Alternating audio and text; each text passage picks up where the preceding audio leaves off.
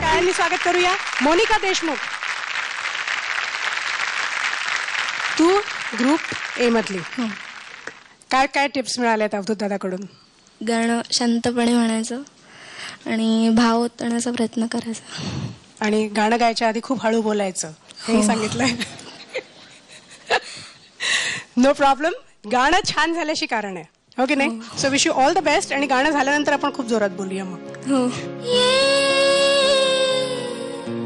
जवळी घे जवळी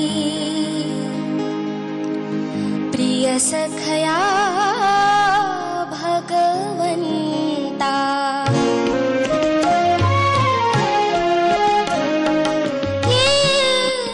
जवळी घे जवळी प्रिय सखया भगवंता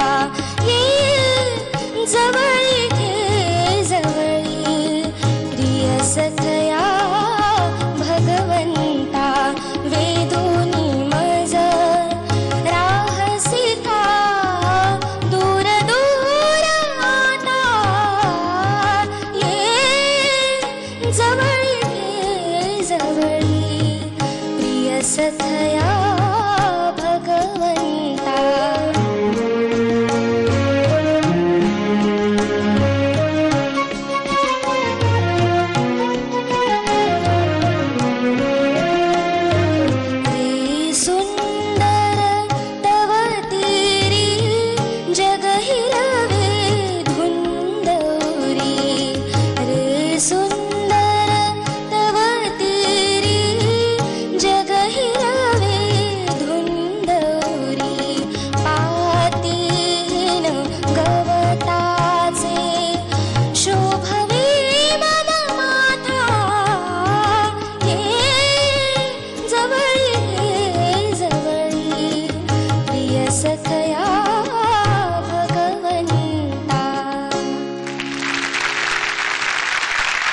पण तू एक अत्यंत डिफिकल्ट असं गाणं निवडलंस पहिल्याच गाण्यासाठी.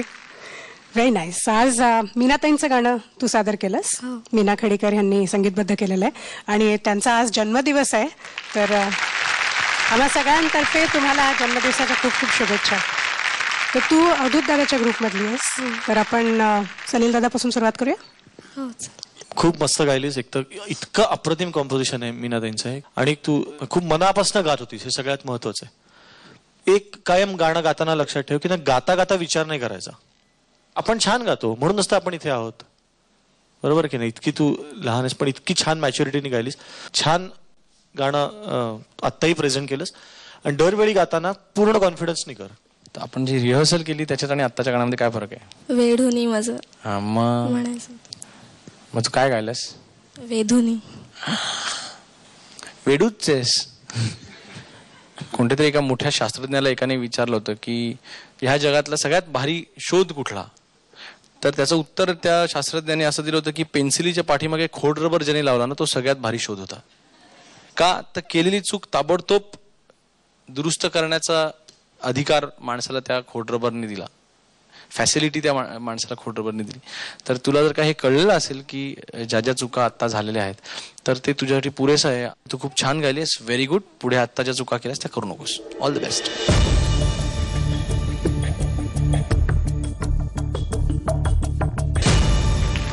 पर्यंत मार्क मिळालेले आहेत. Monika, all the best.